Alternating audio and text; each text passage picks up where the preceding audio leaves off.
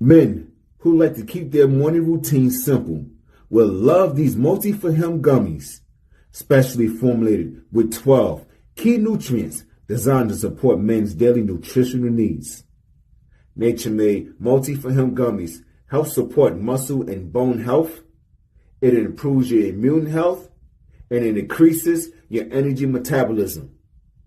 With the quality you can trust, Nature-made Multi for Him gummies have no artificial flavors, no synthetic dyes, no high fructose corn syrup, no artificial sweeteners, and is gluten-free. Pharmacists around the world have recommended Nature-Made to be the #1 vitamin and supplement brand. So when you need something that's going to help you get you through the day, when you need something that's going to increase your energy to help you get you through that workout, to make you perform as an elite athlete at the top of your ability, try Nature-Made Multi for Him gummies, because you don't want to stop. To the 12th round.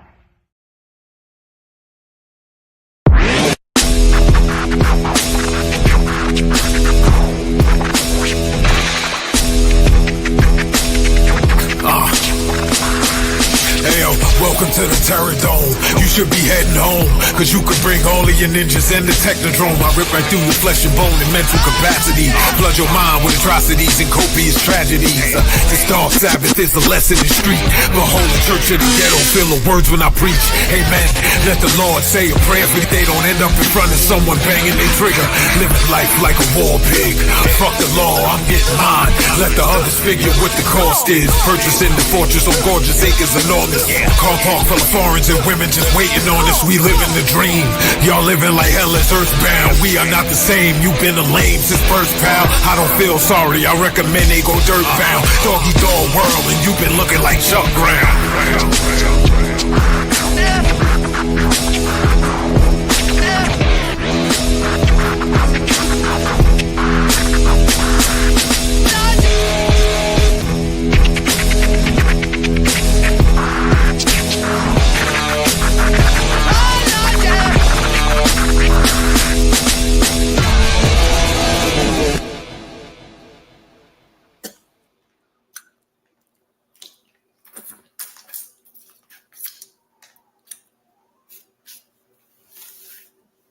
You're on mute. Try it again. My bad. Well. Beautiful people, best damn nation. It is Wednesday, and you know what time it is. It is the Best Damn Wrestling Podcast. I am your humble host, Brian Renegade, and with me, I have the best damn crew. First of all, if you see this man in a dark alley, run. He will beat you up and throw your ass in the trash can. He is the green-eyed bandit. He fights people. Sometimes he bites people. He's your mama's favorite wrestler, and he can whoop your daddy ass, the one and only Roosevelt, the fighter. What's happening, my brother? Hey, I'm going to let y'all know real quick. Brian has been lying to y'all for the longest time. I tell no lies, sir. Listen. You've been telling these men to run. I know how to run. I run really, really, really fast. So don't run. Just lay down like a bear. You see me? No, just outrun him. Outrun him. You'll be fine. Yeah. What's going on, Brian? How you feeling today, brother? Oh, man, you know, I'm blessed and highly favored, my brother, and I'm super excited today because we got a special guest, somebody who is near and dear to my heart. I know I'll let you do the introductions, but I'm going to have to go ahead and do this one. Is that okay? That's totally okay. Go for it, brother. All right, I'm going to go ahead and put her big face. Hey. Listen, first of all, this person can sell sand to a beach, can sell a roar to a lion, can sell socks to a giraffe, can sell pig to pork, or pork to pig, however you want to say it. America would be debt-free if this person was in charge in just 2 days, plus tips and interest. if you have a small business and this person works for your small business, it ain't a small business no more. You doing big business things. There we go. This is an absolutely amazing person, friend, confidant. Ladies and gentlemen, let me introduce to you Monica Allen Moe the Closer. Hey, it's good. It's good to be on here. Look, let me tell you. First of all, I enjoyed watching just everything before we came on. So I'm in here. I'm locked in over here. I'm like, oh, this is good. Oh yeah, Yeah, we got watching on the screen, like on my phone or whatever, right? But it's another thing. I'm like watching this right in front of me. So I appreciate that. And I definitely appreciate that intro. Oh man, I'm just telling the truth. You know what I'm saying? Don't you can sell what is it? You can sell this is hard to say. You can sell slow to a snail. Mm-hmm. My grandma used to tell me I can sell the stink out of shit. Oh, so there you go. I ain't want to get that graphic, but there you go. Oh man.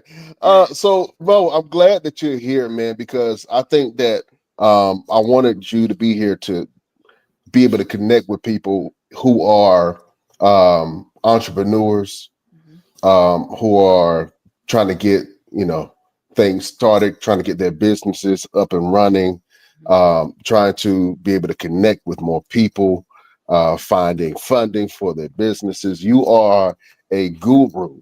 And we have a lot of business owners that watch the show, man. And I want you to be able to just give, spread a little bit of knowledge like he does. It's very hard looking at you because I'm staring at the thousands and thousands of J's and sneakers directly behind you. Can you please explain the collection that you have? Yeah. And how did you get started with that? This is the collection. It extends past this wall behind me and up the side of this other wall over here, and upwards of a little over 200 pair of shoes. So I have a good time with it. Yeah, a little over 200 pair. And to some people, you only have 2 feet. I got 2 feet. Last time I checked, yeah, I got 2 feet. And the crazy part is 9 out of 10, I got on flip flops. So I have on flip flops right now. So. Oh man, not the collector type or anything. I still wear them, but around the crib, I got on flip flops. I don't really wear my sneakers a lot. Absolutely. How did you get into collecting your sneakers?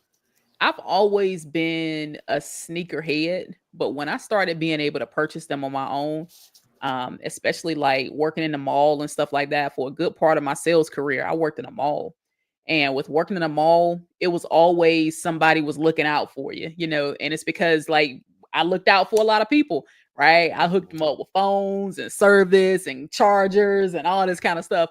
So the first thing they did was, hey, we got your 9.5 over here waiting on you. And I ain't gonna leave them hanging, so I'm gonna go pick it up, And the crazy part is I still have a couple pair of those shoes. So Really? like, yeah, I still have a couple pair. Like this pair right here is from 2005, I do believe. 2005. And I have a couple pair that are from a little older than that. So I have some shoes that are around 20 years old.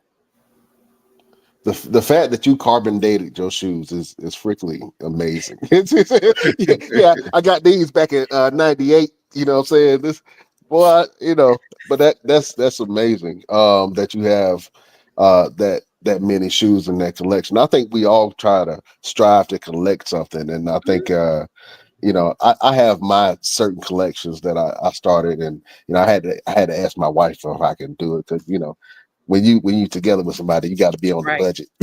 So you got to do it sparingly. You got to ask for permission before you start taking up all that space. Exactly. So so when you want another pair of shoes, do you tell your partner, "Hey, look, I'm about to get these J's"? Do they ever try to talk you out of it? No. Here's what you do.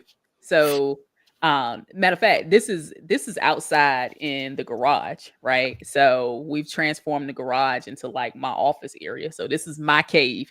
So if it can fit in here, I can have it.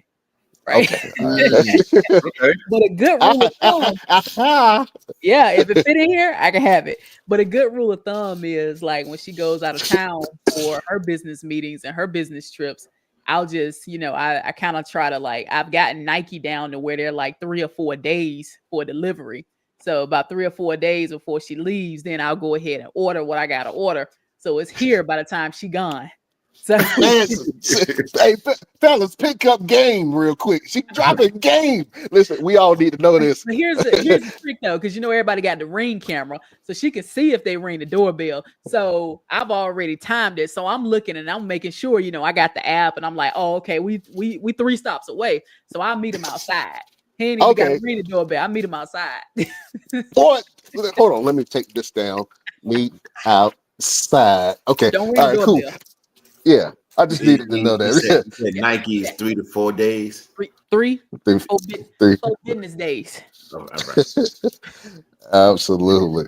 Well, listen, man, for anyone who doesn't know who Moe the Closer is, please just give a brief introduction of yourself, man. Where you from, and how did you get started to the place that you are now? Okay, perfect. I'm a country girl from North Carolina. So I'm from Durham, North Carolina, and I have been in Bull City. Come on, stand up. We had to go around that.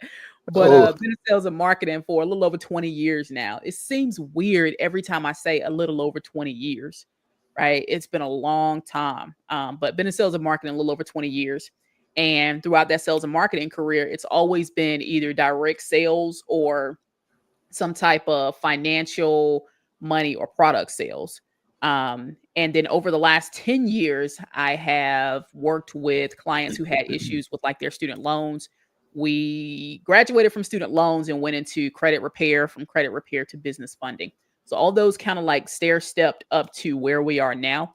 So now when someone asks me what I do, I say I sell money, right? I sell money.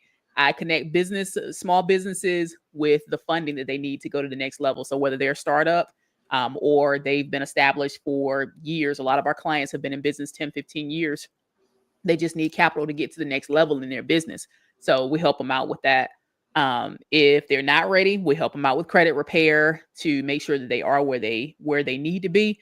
But mainly we're a financial wellness platform. So we've created what's called the cash flow department. In the cash flow department, we teach everything from entrepreneurship up into how to do your own funding. So we've done a really good job of cultivating that community and cultivating free education for people around just like funding and finance, because 9 times out of 10, nobody told us about money. I learned the hard way. So, so that's what we do. All right, cool. My first introduction to credit cards was when I was in college, and I was a freshman, sophomore in college. I knew nothing about credit. I knew nothing about credit cards, but I do remember that these companies will come around to the college campuses and they will have you sign something, but like you can get a free Subway sandwich if you sign up for this credit card that has a high 50% interest rate. And I was like, man, that sub do sell good right now, Jack. You know what I'm saying? And there's so many people in Durham that messed up their credit over sub sandwiches and pizzas. It's crazy. Yeah, the extra piece of chicken. So let's get started with just a basic question. What is good credit? So good credit, a long time ago, people would say good credit would be like having a 700 credit score. That's not even the case anymore, right? Like you can have a 700 credit score and you didn't even build your credit. Like you can have a 700 credit score if you just become an authorized user on a couple of my credit cards, right? You have a halfway decent profile and I get you as an authorized user, you can get a 700 like that. But what banks are looking for now is they're looking for authentically built credit, you to have primary accounts on there. So they're looking for at least a 680 to 700 credit score. They're looking for 4 to 5 years of credit history. They're making sure that you don't have any derogatories on there. So no late payments, no collections, charge-offs, child support, all that kind of crazy stuff. But they're also making sure that you have access to credit now, right? You want to see at least 2 cards with $2,500 limit on there. So you're responsible for at least about $5,000. And they want to make sure you're managing that correctly by maintaining under 30% utilization. You can get away with 40, 45 sometimes, but just maintaining under 30% utilization so that it doesn't impact your credit score in a negative way. So that's what good credit is. It's like your credit. I just did a module on this earlier today. Your credit is your street name, right? How can people trust you? Can people think you're gonna do people think you're gonna do what you say you're gonna do, right? Can they give you their money and trust that you're gonna pay it back? That's what your credit is, right? That's your name in the streets. So, Scarface, all I got is my balls and my word. Well, right now, all we got is our credit. That's how people recognize if they're going to be able to deal with us, whether it be insurance, whether it's someone turning on your lights, your car insurance. Now, a lot of places require a credit check just to get a job. So as hard as jobs are to come by, it's like you can't really afford to not have good credit, especially in this economy. Absolutely. In this economy, what right now, what is king? Is it credit or is it cash? Definitely credit. Definitely credit. Because as long as you got credit, you'll always be able to get all the cash you need. Because I can liquidate a credit card, right? I can go somewhere and I can purchase something on credit. There's not going to be a whole lot of places that's going to stop me from swiping my credit card. And if it came to the point where I needed cash, I can get my cash liquidated in the next 24, 36 hours. So it's not even a matter of, do I have access to money? I can get access to 100K in credit cards faster than I can get access to $100,000. Like, I'm gonna use this for example. You ever tried to save $10,000? Oh yeah. I tried to save $10. It's the longest process ever. Like, I'm gonna put, $20 here over to the side. I'm gonna put $100 over here to the side. Versus just getting your credit together, you can walk in a bank and you can start talking to them. Like, instead of asking, what can I do to gain your business? Then you start being on the other end of that. Like, hey, I need $10,000. Give me $10,000. So when you have good credit, you get to legally rob the bank. Because most of that money is 0% interest if you're doing it right. And if you have that great credit profile. Absolutely. Okay. So go ahead. Mo, I need $10,000. Give me $10,000. Okay, perfect. Let's go ahead and get your credit together. I'll walk you into the bank myself. Get you, that's it. Grab your Look, you ain't even shoes. got to use none of the running skills you got. I got the keys. I'm You on got the the keys. You ain't even got to use your running skills. So in terms of businesses, Mhm. what would be the best steps for someone that's getting ready to start their business and trying to build something, like you said, like a good credit base for other banks to say, yeah, I'm gonna give you this money? So the first thing is, like, even starting your LLC, make sure you're paying attention to the name of your company, because there are these things called your NAICS code.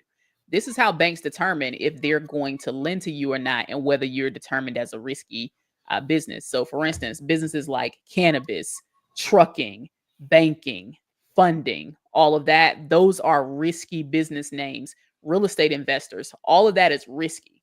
So you don't want anything like that in your name. So you would want the name of your company to be like Roosevelt Consulting or Roosevelt Enterprises, something that's going to be really general, where if they look at it, they can't determine what it is exactly. Now, of course, you're going to want to tell them, like, it's consulting, it's marketing, it's advertising, it's, you're in management, you're in whatever, food services, whatever it is that you're in. But you want to be careful about talking about the risky businesses, because if you're in a risky business, it's going to be really hard for you to get funding. Now, the next step after you pick a name for this is to go online and get your EIN. Do y'all mind if I tell anybody how to open a business? Yeah, go ahead. That's what we want. Perfect. Yeah. Perfect.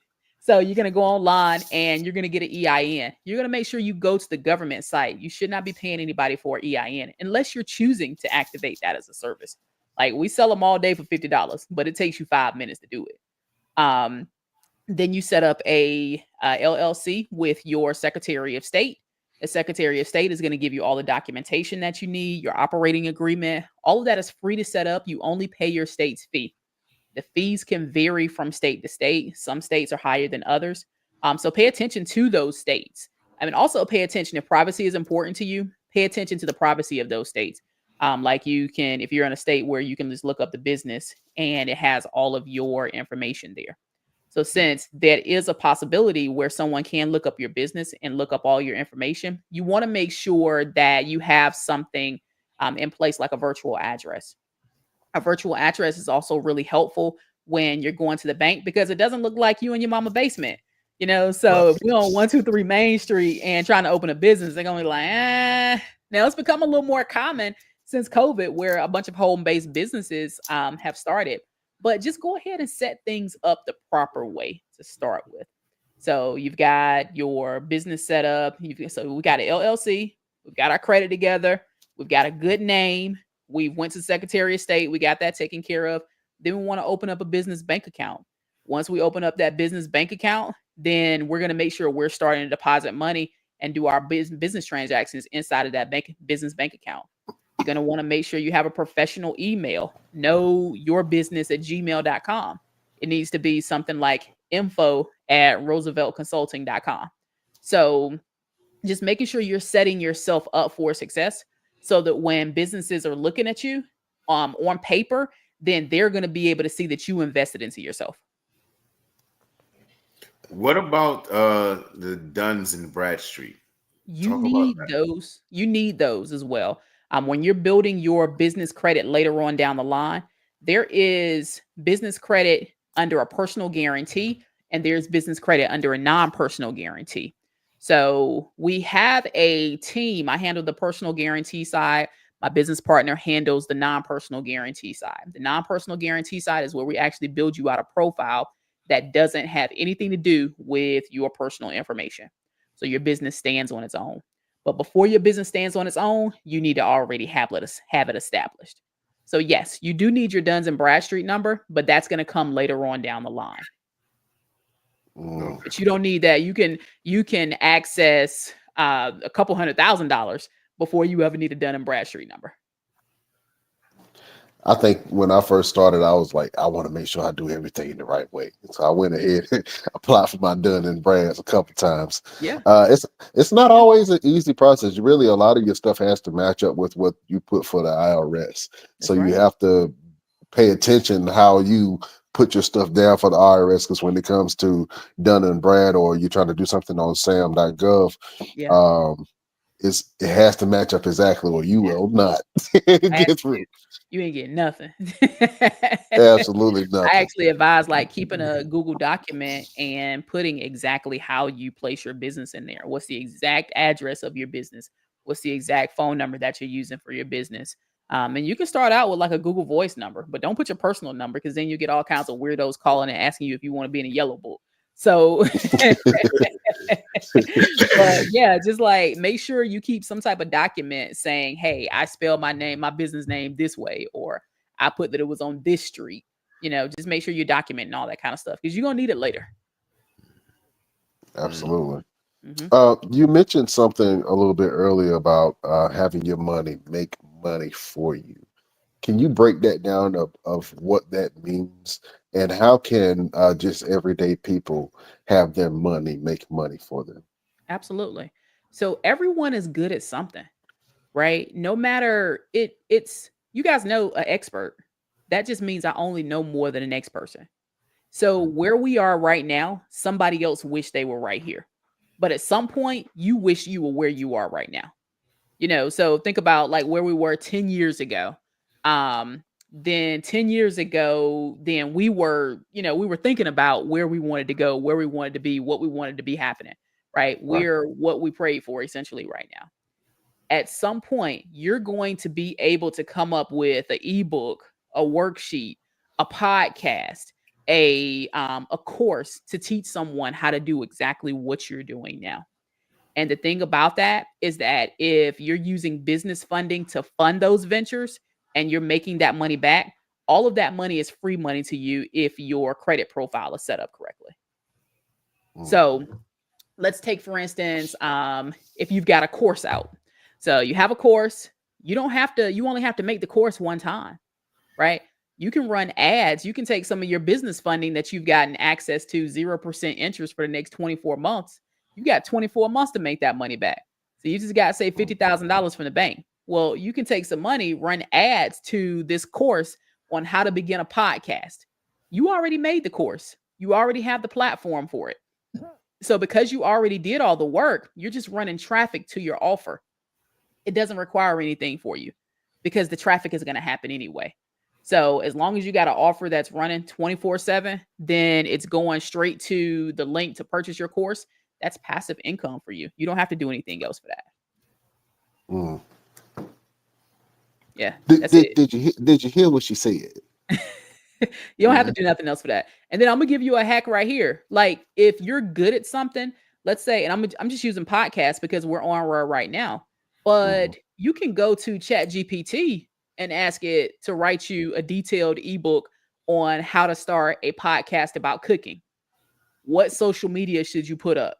Come up with an entire marketing strategy. And ChatGPT will be your marketing campaign manager. You just ask it the right questions. That's free. Or if you want to get fancy, pay $20 a month for ChatGPT, and it's going to go overboard for you, right? Give you more information than you need. So just utilizing tools like AI, utilizing tools like Canva to be able, utilizing tools like I use Go High Level as a CRM. And there are several other CRMs that are out there that are just as good. That's just the one I chose. That'll allow you to host those products on there. So all you have to do is run traffic to that offer. That's it. And a CRM is a customer relationship manager. So this is how you keep track of everybody. See, that's how you know she good. She using acronyms. Yeah. I'm thinking here like CRM. Yes. CRM with SPW. Oh man. Let me ask you a question. So Sure. In terms of businesses that may have falling under, how difficult or what would be the steps for them to kind of come back to it? Like, we have some businesses, they make some bad business decisions. They're going through some kind of debt their first year or two in. And they want to get back on track. How difficult is it for them to get back on track? Okay. I'm gonna approach this from an uncommon perspective. You're allowed to open up 365 businesses per year. You can open up a business every single day. So if one doesn't work, I mean, just like look at our leadership, right? How many times has our leadership filed bankruptcy? So, You gotta yeah. Like, just start over. Yeah. If it's that bad, like business right now, you don't have to like say, hey, let me thug it out. Let me get through the trenches. Let me just wear the shame on my name. Okay, well, you messed up one, right? Now you know when you start the next one, you're not gonna do that again. Right. So just start another one. And yes, there is gonna be some comeback, but just fix it, fix what you can, and move on. But don't let your new ideas get stale because you're steady trying to clean up old messes. Because by the time you finish cleaning up that old stuff, like especially if you couldn't afford to dig yourself out of the hole then, right? By the time you get done cleaning up that old stuff, you could have already started something new over here and been just dealing with this over here on the side. Now, how does that work with the state in terms of registering yourself with an LLC and as a business, if it's still linked to your social security number or your name? They'll let you open up another one. You get to open up as many as you want to. Yeah. Yeah, Roosevelt, you can open up another OnlyFans if you want to. So, that's what you're asking for. Trying to close down his OnlyFans. Yeah, you ain't got to close down your OnlyFans, Listen, man. I'm going to go from OnlyFans to every fan. Yeah, you ain't got to close it down. Yeah. I mean, Hey, it's like you take the best lessons from what wealthy people are doing. Wealthy people are leveraging debt and they're starting businesses, right? And they're buying real estate. So leveraging debt, starting businesses, buying real estate. And in all of those, you are able to say, you know what, this ain't working out for me. Let me file bankruptcy. And I'm not saying like use that as a fanatic strategy, but it's there for a safety net. So you don't have to struggle through anything. Like, yes, it's going to be hard building your business, But if something just happens so detrimental that you're like, you know what, I'm gonna have a real hard time getting myself out of this mess, and I don't even want to deal with that. I know what I did wrong. I've learned from that, and I know how to start it over. Start it over fresh. Just start another one. It's fine. Let me ask you a question for people who are trying to get some things back on track with their life. What's the best way to develop or create a financial strategy for yourself or for your household? Write everything down. My partner and I, we have finance meetings every 2 weeks. And those finance meetings, as a matter of fact, we had one this morning. It's where we're going over household bills. We're talking about the money that we're spending. We're writing down everything because what's trackable is scalable. So until you know exactly how much money you're making and how much money you're spending, you're not going to be able to feel like you're making more money, because we're conditioned to, if we make more money, instead of ordering the burger off the menu, we order in the steak. So we don't really feel that we're making more money because the same amount of money is in the house. So I'm making $20 more a week, and that $20 more a week, if I just ate it up at the restaurant, that it didn't come in the house. So if you're tracking everything, every single dollar that's spent, every type of variance that you can think about, any type of variable bill, like the light bill might be different from month to month, the water bill might be different from month to month. Track all of that, write it down. The average person is missing 22% of their income because they're not tracking it. 22%. That's a lot of money. So just think about how much money you waste from day to day. Like, oh, I'm running the store real quick, I'm gonna buy a pack of gum. Well, plan for that or write it down. But we're missing money because we're not tracking it. We just don't know where it is. So just start. I encourage the person who is trying to get their finances together to, the first thing is write down all your money, right? Write down what you got coming in, write down what you got going out, write down all your expenses, and write down a plan. If you're going to strategize for cutting down your debt, there are two methods that you can use. There's one called Snowball, there's one called Avalanche. The Snowball method is where you list all your debts down. You start with a small one and you work your way up. So if the small one is $300, you pay off that $300.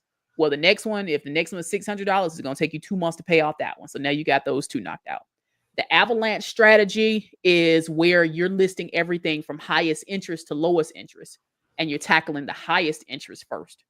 So the Snowball method is going to get it done the fastest. The Avalanche method is going to save you the most money. So you got to figure out which one of those are going to be most important to you. But just picking a strategy and sticking with it, that's the one that's going to work. Because this is the Best Damn Wrestling podcast, and we have wrestlers on here every now and then, what would be the best strategy for professional wrestlers to be able to make themselves a business? Jay-Z said, I'm not a businessman, I'm a businessman. Mm-hmm. How does that work for a professional wrestler who is an independent contractor for different companies around the U.S. to turn around and say, you know what, I'm not just a businessman, I'm a business? Okay. That's a great question. So the first thing to do is to change your name to a LLC, or put your name in an LLC. So if your name is Renegade Man, then you're going to be Renegade Man LLC on paper. So people aren't paying Brian Renegade, they're paying Renegade Man LLC. Therefore, you're taxed differently. So you're able to write off your traveling as expenses. You're able to write off your management expenses. You're able to write off, if you need a uniform, you're able to write that off. Every single thing that has to do with your business. If you're getting a haircut for your business, you get to write that off. If you're having to go out and eat or holding meetings, you're getting to write that off. If you're having to buy tickets for family members, you're getting to write that off. There's so many different benefits that you have if you're an independent contractor and operating as an LLC than if you're just using your social security number. So take advantage of being Renegade Man LLC versus them just paying Brian. Right. That would be the first step. They can pay either one, just to be clear. Is it better to go cash, or is it better to have something that's trackable, like a Cash App, PayPal, Venmo, or whatever? Trackable. don't use Cash App, don't use PayPal, don't use what'd you say? Venmo, don't use cash, because all of it needs to be trackable to whoever is going to do your taxes, right? So what I recommend is when you set up your LLC, set up a business bank account. Now, until you can get a business credit card, use your business debit card. But as soon as you can qualify for a business credit card, and as a matter of fact, when you open up your bank account, if you don't have the credit for a business credit card yet, open up a secured card. Put like $500 on that secured card and then use it responsibly. Like use it so it's not going over 30% utilization, right? And then when you need a little more within the next 3 to 6 months, they'll unsecure that card for you and then they'll up that limit. That way you'll be able to use that. You can take advantage of using rewards that way. But there's no rewards for using cash. There's no rewards for using Venmo or Cash App or none of that. And none of that is trackable. Those aren't real banks. So when you're talking about like saving, getting the most bang for your buck, keep everything that you can on a credit card as long as you can afford the credit card payment. So if it's an expense, like if wrestler needs new boots and you can't really afford them, don't put them on that credit card, right? If you know you're getting paid on Friday, okay, you got to have them. You got to hold in the boots. You got to do what you got to do so you can work. Fine. But there are 2 dates to be aware of when you have a credit card, your statement date and your bill date. You want to make sure your bill is as low as possible by the statement date, because that's the date that the credit bureau is going to report. Yeah, so don't use all that other stuff. Throw the debit card away as soon as you can. Man, I gotta make a credit card payment right now.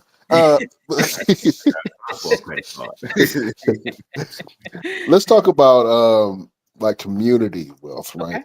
And you hear this thing where we talk about the black dollar or the brown dollar and how it circulates throughout the community, right? What would be a strategy that you would impose to make sure that the black dollar circulates within our community? The first strategy is it's like buying black, right? And it's not always, I'm gonna be clear, right? And I've gotten on some people about this. When the opportunity to buy black presents itself, a lot of times we've taken advantage of that and said, well, we're gonna make our shirt $100. I'm all for you doing that. You know why? Because people pay $100 for Louis Vuitton, for Gucci, for Nike, for whatever else, right? So let's support each other. One thing that we should do a lot better of a job at is not being afraid to drop the money on our friend's brand versus someone in the store's brand. And just really encouraging our friends and people who are advocates of the brown dollar to start putting your products out there, putting your services out there so that more people can support you. So our way of helping that dollar circulate is let's get you more funding so that you can afford the marketing to push your products to the market. Because if you can't afford the marketing and you can't really afford a platform to put this stuff on, then nobody's ever going to see it. Or if you need training for social media on how to, like if I didn't know that you had a wrestling podcast because you have it on social media, I wouldn't know, right? We're not in the same place anymore. So I wouldn't know. So it's important that we utilize all of the tools. And sometimes we need a little dollar behind that, right? We need a few dollars behind that. We need, like, I spend almost $200 a day on marketing. And that's just so we can get our name out there. But not as many people would know who we are if we didn't have that marketing. So it's important that my support be to get money in the hands of black and brown folks so that they can push their products out. Absolutely. I'm going to put you on the spot. What was the last black product that you bought? This morning, coffee. Oh, okay. Was it Ethiopian coffee? Yeah, there's a spot in Charlotte. I actually drive 20 minutes out of my way, right? It's called Archive. And they got this coffee called Foxy Brown. That thing got me in a chokehold. Like, oh man. It's got brown sugar and everything, and it's good. It's good. Listen, my bad for trying to test your blackness. I wasn't trying to, I was trying to see. Usually when people are like, "Yeah, buy black," I'm like, "What was the last black product you bought?" So I appreciate that. Oh Look, man, we black around here. Even my cat eat fried chicken. So that's it. Like, why is that cat mouth so greasy? yeah, even my cat eat fried chicken. Oh man. So let me ask you another question. With entrepreneurship now, it's at an all-time high. I think a lot of people are trying to get into business, but a lot of people don't know the hardships that you have to go through while in business, right? Mhm. What's a good strategy to kind of navigate the windfalls of entrepreneurship? Know your numbers. Like first things first, know your numbers. When I quit my job a little over a year ago, and like people thought I was crazy because I was leaving a six-figure job where I got to do pretty much whatever I wanted to do. The only problem was they required me to come every day. Like I had to go into work every day. Loved what I did, loved who I worked for, loved what I was doing. But I didn't want to go to work every day. That didn't make sense to me, right? Like I can't Mhm. be all over the world like that. So there are an influx of folk who have decided to reclaim their time. And I'm so happy for them, right? I'm so happy that they get a chance to spend time with their family, spend time with their friends, and realizing that that is more important than how much money they're making. But we can't ever forget the money is still important, right? So the most important thing you can do as a brand new business owner is know your numbers, know how much money you're spending, know how much money you need to stay afloat, know if you actually do need to quit your job yet, right? I didn't quit my job until it cost me too much to go to work. So I was missing appointments for my credit repair company. And I was like, I'm gonna make more money off these appointments than I would if I went to work. So that's when I quit my job. But also remember, your job is your first investor into your business. So if you're still at work and you can make it work for as long as you can, stay there until it costs you too much to go, right? Whether it be time, whether it be money, whatever it is, but stay there. But the most important thing is just knowing how much money you got coming in, how much money you need. Because if you're used to living off, $7,000 a month and you don't have any savings or you don't have any credit or you don't have anything to fall back on and you got a half-ass plan, then it ain't gonna go well, right? You got to know your numbers though. So business owner, new business owner, make sure you know your numbers. Absolutely. Well, Yeah. listen, you've always been a hustler. I remember. I'm telling you, she used to when she used to slide them phones, boy. She had a little phone clip on the hip. You know what I'm saying? A little earpiece in. You know what I'm saying? With the business cards ready, Jack. Yeah. You know what I'm saying? And she knew how to draw people. And I remember we was in the middle of the mall selling. And I was like, man, this is very difficult. At first, I was discouraged about it, but I learned so much by doing that because you see so many different types of people walking by. Hmm. And the main goal is to get somebody's attention for them to come over there and talk to you to let you know that, hey, I got a cell phone problem, Hmm. right? Hmm. No matter what it is, if they wanted to upgrade, whatever the case may be. But the Hmm. main thing was instantly grabbing that person's attention as Hmm. soon as they came within your vicinity. And I think as a marketing strategist, I've been doing that for a couple of years now. And it's the same concept. You know what I'm saying? It's just look a little bit different. Yeah. Um, with all the technology that's out with AI and all this stuff, like, what's the best way to market your business? Being you. So whatever feels the best to you. At that time, like honestly, that was probably the best job for the experience that we could ever have. And it's because we were in the prime location for people to tell us no. Nobody came in Mm, there looking for a phone, right? right. Especially not right where we were. It was always a bad position in the mall. Like we next to something that don't nobody want. So Hmm. I think it was like handling a pregnancy shop over on the other side of us or something. So nobody's coming in there for that, right? But it was our job to draw attention. So the way that we drew attention was we were authentically ourselves. The difference between then and now is now with so much technology, we can put a little umph behind us. So my primary marketing source is Instagram. So I get to be exactly who I am on Instagram, except for the Instagram and AI and content, all of that pushes it out just a little bit further, so we get to be who we are. And I always tell people, like, if you're not the type of person to say, hey, I'm going to do long form content, then don't do long form content, right? If you like short form content, do short form content. Whatever it is that you like doing, you do exactly that. If you like taking pictures of yourself, if you like selfies, then you figure out how to make that work for you.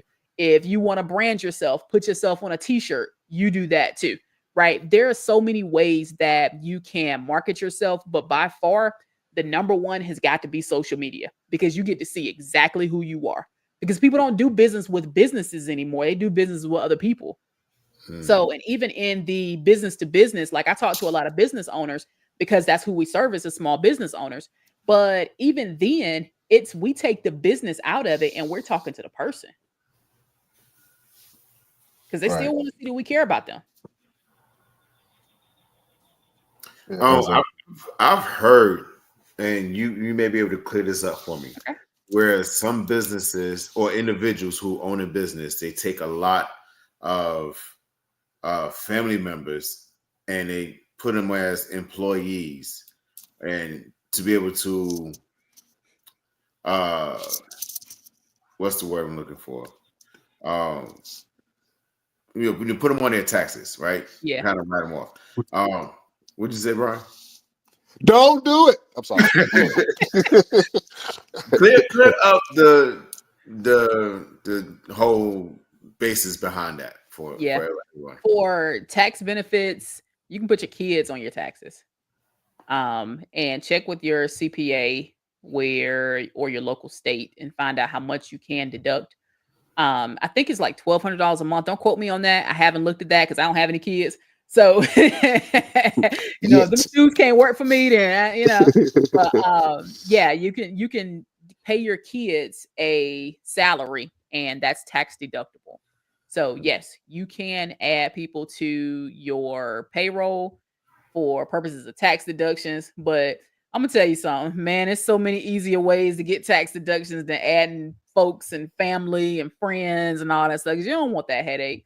And a lot of times they don't want to deal with you either. So let's just keep the people out of it. And we utilize like more services. If you need to give away some money, go get coaching or something like that. And your coaching is tax deductible. Go get even the way that our business is set up, even our success fee that we charge our clients for getting them funding is tax deductible. So it's like, it doesn't really cost you anything to get funding. And they like that, right? So just like, don't, if it ain't the kids, then if it's somebody who can give you some lip back, leave them off your taxes. Yeah, you don't want nobody talking to me. Now, speaking of kids, let's say, because most women have their kids as their dependents on their taxes. Mm-hmm. And I say if there's a man who's not with the mom, mm-hmm. and he has a business and he wants to put the kids on his taxes as an employee, how does that work with the two narratives in terms of who's claiming the kids for whatever reason? I ain't even gonna answer that because I don't know that one. I don't know that. I was about to say a lie, and I'm gonna go ahead and say it, but I think it's two different ones. You have personal taxes and business taxes. Yeah, right? Yeah. And so if you list that person as a employee, then technically they're an employee of the business. Right. Child is not attached to that. You know what I'm saying? Because also the rules just changed where it's like the years alternate for who's going to be able to claim that child. So that's changed up a little bit too. But they are two separate things. Wait. Repeat that. What did you just say? Yeah, the rules. The rules change where it's like you alternate the years. So no matter what, you're alternating the years of who can claim that kid. Yeah. So check with your taxes. A few laws changed on that. I went into effect in January. Somebody been eating good. And I'm so I gotta make a phone call real quick. Check this. So you listen. You have been giving game on Instagram, man. And you have some great content, and this is soon as you look at it, it grabs your attention, and it makes you sit there and listen to what you're saying. How long did it take you to find your voice, your media voice, right? Where you felt comfortable being in front of the camera, Mm. giving advice on stuff that you know, because it you could call yourself an expert, but then somebody that don't know you be like, she don't know that until you Mhm, saw talking. You mhm, know what I'm saying? mhm. So how long did it take you to find your voice, where you felt comfortable just being you I've on always camera? been confident. So it's like it came natural for me to be able to share it online. It's like, oh, more people get to hear me. Oh, good. More people get to hear me, and I look at it as a plus. It's I've had my voice for years, even before getting on social media, before social media was a thing. I remember even having my voice inside of selling those cell phones. I had my voice then. I've always known I was different. And not only because I look different, but it's because I am different, right? And not necessarily different as in I'm better, but I know I'm different. I know I'm stand out. I know I'm a stand out. I'm 6 feet tall and I'm big. So, and I'm masculine presenting. So, but by default, someone is always going to give me a second look. So because someone is going to give me that second look, I've always used that attention and said, okay, let me pick what I want you to do with that attention. So Mm, then it was like nothing changed but the product. So at that point, it was like the cell phones. I know you're going to look at me. So while you're looking at me, hey, you see my new phone? And it's, hey, look, what kind of phone do you have? Hey, my phone is better than yours. Whatever it was at the time to grab that attention. So now it's my hook line is, so if I'm talking about business funding, are you having problems with getting your business funded? Watch this. And they're going to watch because I just said, watch this. My voice already commands you to watch this. So I've just taken all of what I am, all of what I embody, all of what I look like, and let it come out of my mouth. So, like finding my voice, I've always had it, but my best advice to someone who's trying to find their voice, practice. When you figure out that the people who are watching you put their draws on the same way that you do, it's a different type backwards. of mentality. It's like, they're just people. What they gonna do? They're just people. So it's Mhm. all good. So just practice, get in, send a video to yourself, watch your content. Like I left my old content up. So my old content, if you go back years ago, I still got a picture on my IG, I do believe, where I took at the mall. I left it up for the fact that I wanted people to see my content used to suck, right? But the best piece of content is the one you put up. The worst piece of content is the one you have and don't put up. So put the content out there, and little by little, you're going to get good. But don't critique it. Just go for it. It's okay. Somebody's gonna resonate with you. Somebody's gonna like it, and somebody gonna rock with it, right? But everything ain't for everybody, and you don't want to be for everybody anyway. Boom. Dropping jewels, boy. You dropping bombs. Well, I love it. since you're a wealth strategist, right? Is there such thing as a work-life balance? I never heard that term until I came out here on the West Coast. I'm out here in Phoenix, and a lot of the people who are in the corporate section, they talk about this work-life balance thing. I had no idea what it was because being from North Carolina is like you just work. That's Work. it. Everything else comes after work. Yeah, but is there such thing as a work-life balance? I don't necessarily subscribe to work-life balance, but I do subscribe to work and life being in sync. So there are days where all I'm doing is working. But there are also days where all I'm doing is lay on the beach with my partner, right? So there's not necessarily a work-life balance, but there's a sync that has happened between work and life because different times in your life are going to call for some different versions of you, right? Like Mhm. now, there were times where I was in my soft era where I'm like, you know what? I did good. I ain't got to do nothing. I'm chilling this week. But the next week, all hell might break loose on a Monday and I got to get to it. So it ain't no work-life balance around here. It's just work-life, where work-life have learned how to be in sync. That's it. Learn how to be in sync. That's a Yeah, good one. yeah. What about y'all? Like work-life balance is a thing out there? I guess it can be if you design it so, but if you are an entrepreneur or a business owner, it really ain't no work-life balance. It's all work and you trying to find the balance.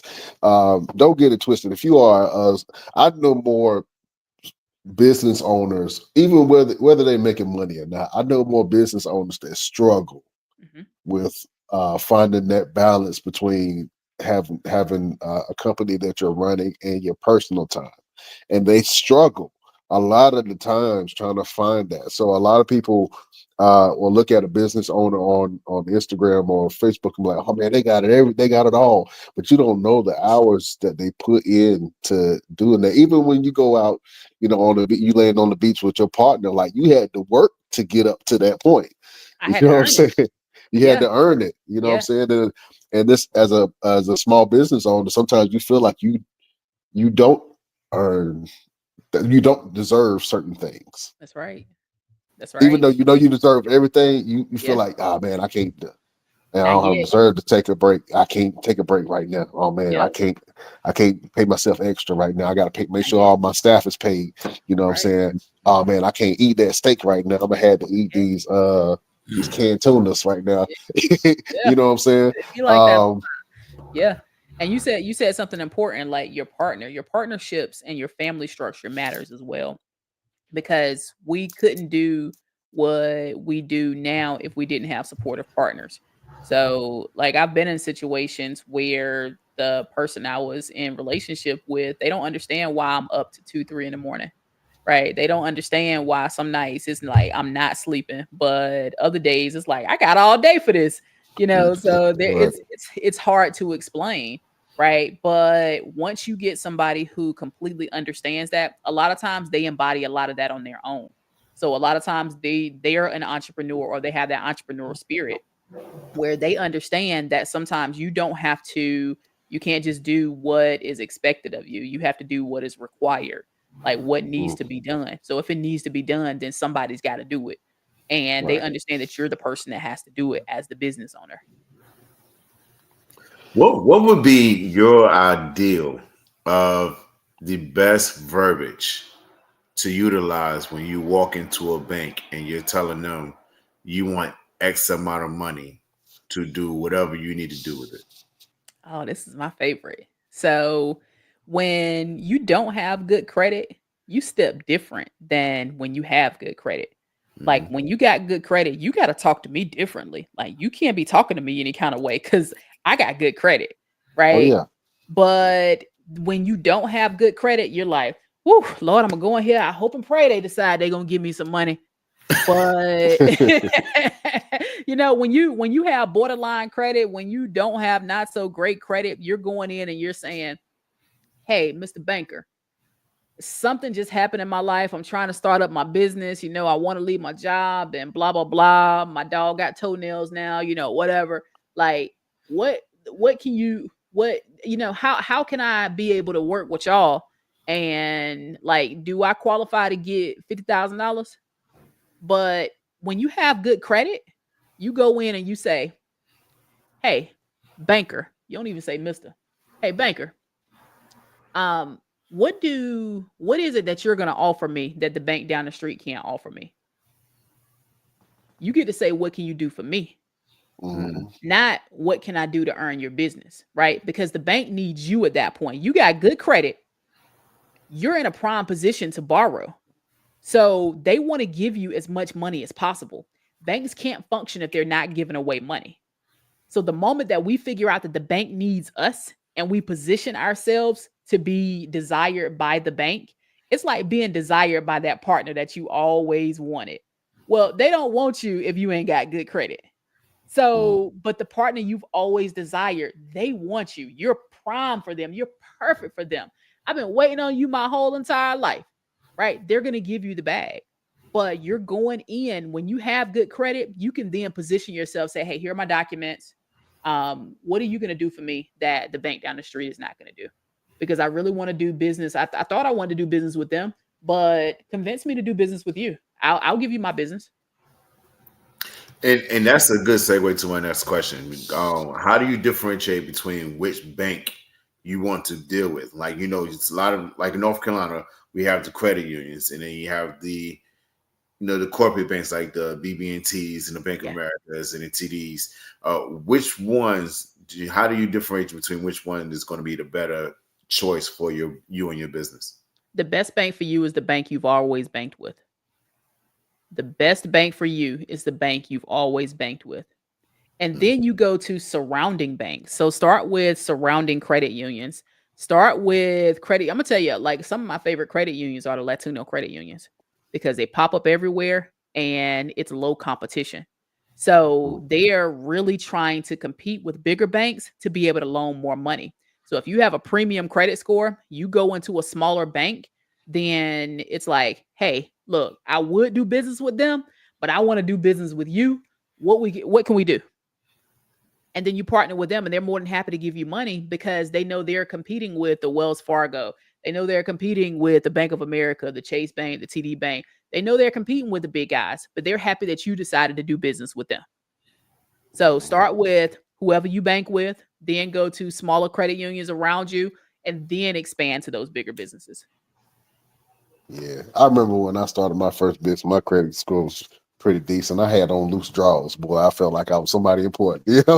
Walking in there swinging. When your credit score bad, your draws get tighter. I don't know what it is.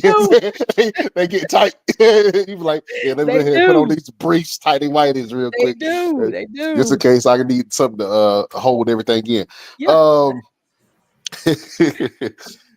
1 second, Brian. We got a question from my TikTok. From Demetrius, he says, what do you say when you don't have the credit, or do you not try at all until you do? If you don't have the credit? Yeah. Then have the credit to go in there, with you think swinging, you know what I'm saying? Get your credit together first so you can step in there correctly. Yeah, get your credit together first.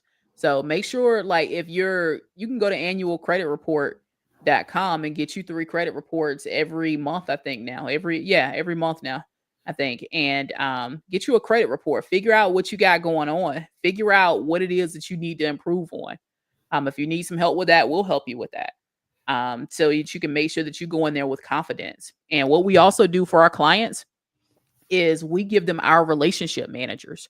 So we actually have proxies who apply on your behalf so that you don't have to be worried about it with it. You don't have to be worried with going in the bank or talking to the lenders or anything like that. They'll handle all that on your behalf. With those relationships, also, those approvals are going to be bigger. So if you go into a bank, you'll probably get, I'm just using this as an example, you'll get 10,000 versus I'll get 25, 30,000 going into a bank. So it's worth it using a team, but make sure that you just go in there correct. Like, make sure you got your stuff in order before you go in there. Yeah. If you have a team, right? You just mentioned the team aspect. If you have a team and say you have a business in your name, but you also have secretary or an accountant, somebody who has a financial background, and you are looking to open up something or get funding, but you have a member on your team who has stronger credit, do you go ahead and try to send that team member out, or do you bite that bullet and put it in your name? Now, you add that team member to your operating agreement, and then that team member can get funding for the business. I just gave y'all game. That means if you know somebody that got some bomb ass credit, just put them on your team and have them walk in the bank with you. Yeah. Tell them to go to the bank. Matter of fact, don't have them walk in the bank with you. Don't be taking your bad credit having self in there. You stay outside in the car. You drive. we need somebody with some loose draws to go in there. Yeah. You drive. You don't go inside. You drive. Yeah. You stay out here. Feed the pigeons. Yeah. You sit out here. Yeah. You sit out here with the kids. What advice you would give to veterans, So military veterans? Like, what advice would you give to them in terms of pulling their stuff together? Because a lot of them come out of the military screwed up. You know what I'm saying? Some of them come out pretty good. So, what advice you would give to them? So first of all, for all the veterans, thank you for your service. And I advise any veteran possible, whenever there is a spot on an application for you to put that you're a veteran, go ahead and put that you're a veteran there. Make sure that you volunteer that information because you qualify for premium financing. Um, and also make sure you're taking a look at your credit score, right? Same advice for a veteran. Just make sure you're filling out that application a little bit differently. Like, but look at your credit score. See what's been going on while you've been active. And then that way you know exactly how to apply and what to apply for. So a good bank for veterans is Navy Federal. Navy Federal is a great bank for personal banking. Not so much for business banking because they don't offer any 0% interest products as of right now, but they're great for personal credit building and making sure that you get your personal credit profile strong. Because if you're able to be approved for, a $10,000, $15,000 credit card first shot at Navy Federal, then this means that your business credit approvals are going to be a lot higher. Because the credit card game for business and funding is it mirrors your business credit is going to mirror your personal credit to some aspect. So if you have a $10,000 credit card on the business side, on the personal side, then you can expect on the business side when you apply that you're going to get around a $30,000 card. So, but Navy Federal, make sure you're banking with Navy Federal if you are a veteran. All right. Well, listen, this has been an absolutely great show. Thank you so much for joining us, man. At the end of each show, we love to give a little bit of motivation. And like I said, you've been dropping bombs this whole time. But if you have, matter of fact, if you had to give advice to young Moe starting out, 18, fresh, if you had to give any financial advice to young Moe and all the young Moes of the world, all right, what would your final word be to them? Don't be afraid to start over. Don't be afraid to scrap the plan and start over. Like we were raised in a society that says don't quit. Well, sometimes you need to quit, right? Sometimes you need to stop doing whatever it is you're doing, right? Because if it's not going well, then stop doing it. It doesn't mean that you're quitting. It's okay to start over. It's okay to reinvent yourself. So I would tell young Moe, like, don't be afraid to reinvent yourself. And this time when you reinvent yourself, give the world exactly who you are. Because if you're enjoying whatever it is that you're doing, if you're enjoying making money, how you're making money, then as long, legally, right? Legally. Yeah. If you're enjoying what you're doing, don't let anybody shame you for that. If you decided you're going to open up a burger stand, be a proud burger stand owner. If you decided that you wanted to sell flip-flops on the corner of the street, be a proud flip-flop corner on the street person. And it's okay. But don't let society think that you got to drive a Lambo, have a 3,000 square foot house, and live on the beach. Don't let society and social media trick you into thinking that this is how a lot of people are living. Because while that's true, I know a lot of your favorite influencers personally, and they're not living how they say they're living. So don't let social media influence you into thinking that you need or you have to have more just to fit in. Like, be your own self. It's okay, right? And everything else is going to fall into line. But also, pay attention to your money. Pay attention to how much money you have and how much money you don't have, and stop acting like you got a whole lot of money and you don't. So you don't have to be out here fronting for nobody. You ain't got to flex for the gram. Matter of fact, the best parts of your life don't even have to be on Instagram, right? So just like take your time, enjoy the stage that you're in, and just make sure you're staying true to whoever it is that you are. It's all good. Oh man, I got chills when you said that, Moe. That is a final word from the one and only Moe the Closer. Look, Moe, where can people go to find you or your company if they want to get some more advice, if they want to go ahead and book one of your advisors? Where do people go? Absolutely. Absolutely. So you can find me. I am Moe the Closer. That's MOE the Closer on all social medias. As a matter of fact, like shout me out, send me a message and say, hey, I listened to you on the pod. Like send me a message. Let me know who you are so I can at least acknowledge you. Right. So I always appreciate that. Like I said, I'm a country girl, so I like to connect and talk. But I'm Moe the Closer on all social medias. And then we have a website, which is moethecloser.com, and there is going to take you to our product space. Inside of there is our newest membership group where I'm really proud of it. We've combined entrepreneurship, credit, and funding into one platform, and we giving it away for free for 7 days. So Hold on, what's that? Hold on, damn it. What was that? What was that? Yeah, moethecloser.com. Mo. Yep, Mo. moethecloser.com. Is it the closer or the closer? The THE. Okay, Mo. Okay, all right. Just asking. You know, Ebonics. moethecloser.com. Okay. Yeah, I'm be a part of that group right there. Get our program in free for 7 days. And inside of that community, your credit repair is free. So we can make sure that you're stepping into the banks correctly. So it's no excuse, right? It's no excuse for our people to not be able to move to the next level. Wait. Did you just say that the credit repair is free? Credit repair is free. Free, like free 99. Free 99. If y'all are not jumping on this opportunity to clean up your credit, yeah, with this woman right credit here, repair is free. Yeah. So in the inside of the platform, it's free. The platform is free for 7 days, and the credit repair is included once you become a member. So it don't get no better than that. What more does she have to do? Jesus.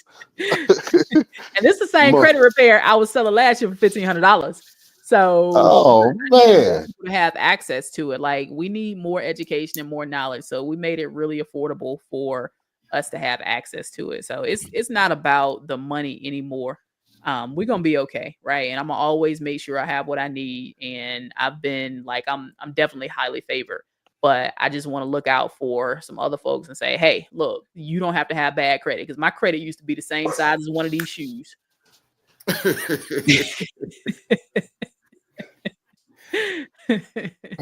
Yeah, so go ahead and get your credit and your life right, man. Go visit Moe the Closer. It's the moethecloser.com, and go ahead and sign up for 7 days. You get 7 free days and a free credit report. That's it. Yeah, that's it. I appreciate you can't get no better than free. Amazing. Listen, you are now a member of the Best Damn Crew, so you can come on anytime that you want to. We're gonna have some more conversations like this. I would love to have you on to interview some of our guests and just add a little 1-2 that you can. But we love talking about different things that affect people, right? Because so we have somebody to come on and talk about life insurance before, and just different things that affect ordinary people. You know what I'm saying? And so I had to have you come on. I was like, I want Moe to come on. She already got like a wrestling name anyway. Moe the Closer. That's the sound. That sounds like a dope ass wrestling name. It does. I gotta get me some tights. That's it. You gotta get some tights. Yeah, and a belt. Wear that around the house. I'm telling you. Your lady will be all over you. So funny story. For my belt, I walk around with my partner's bra around my shoulder. Put a bra on my shoulder. I'm the champion. You giving game? You giving game? I'm gonna go grab one of my wife's bras tonight. Let's go grab a bra. Yeah. I'm gonna just go grab one of my wife's bras and I'm gonna play. I'm put it on my shoulder, walk around. She's gonna look at me like I'm weird, but it's okay. I learned that from Moe the Closer. You know what I'm saying? I tag you on IG with mine on. Then don't say nothing. I ain't gonna say nothing. We're just gonna be right beside each other with bra belts. Oh man, I appreciate you, brother. Listen, Moe, I got to have you help us close the show, okay? Yes. So I'm going to say we will see you next week on the next best. I only want you to say one word, and that one word is damn. Okay? Don't tell your pastor. Don't tell wifey that you cussing. Just say it's between me and you, okay? All right. And everybody that's here, the whole family here. All right. I need one of them good Moe the Closer dams. You ready? All right, let's do it. Beautiful people, best damn nation. We will see you next week on the next best Damn. wrestling podcast. Hey. That damn had so much style and flavor. Money attached to it. Like, What had some money attached to it? Rich. Let me borrow 13 cents. Let me borrow 13 cents right now. I'm gonna send you a whole $1, man. I'm gonna send you a whole $1. See, that's what I'm talking about. That's why you the closer. That's why you the closer. Oh man. Listen, we gotta have you come back on for sure. Yes, for sure. Look, in 5 seconds, I'm connected with you. I got you. Yes, let's do that. I got you. All right. And listen, I just wanted to, give you your flowers and let you know that I'm so proud of you and what you're doing, and that you are seen and that you are helping people, and that is a beautiful thing. You have a huge heart, and a head of knowledge that can't even stay in the house. You got to put your ass out in the garage. I but appreciate you. And keep doing it's what you're doing. see, like you using this platform and still having that sense of humor. Because if I remember nothing else, we used to laugh good. All damn day. I quite often tell this story about Jeff Hardy and how I met Jeff Hardy, and he had bubble guts, and so he came to the middle of the mall trying to ask me where the bathroom was. The bathroom was directly behind the stand, so I had to tell him where it was. I ain't want to go in there with a piece of toilet paper and say, "Can I get your autograph?" I ain't want to be that creep. You know what I'm saying? But that's where I met Jeff Hardy at. We was working together. Yeah. Yes, I appreciate it, but it's been good. But I'm down to come back anytime. Absolutely. We got to have you back on. Moe the Closer, thank you for joining us. I'm gonna go check out everything that you share. I'm gonna share it and retweet it and twixt it, whatever the new acronyms is for send the stuff out. We're gonna share and show you some love, okay? Appreciate it. Thank you. All right. Beautiful people, we can't hold you no longer. We bid you adieu.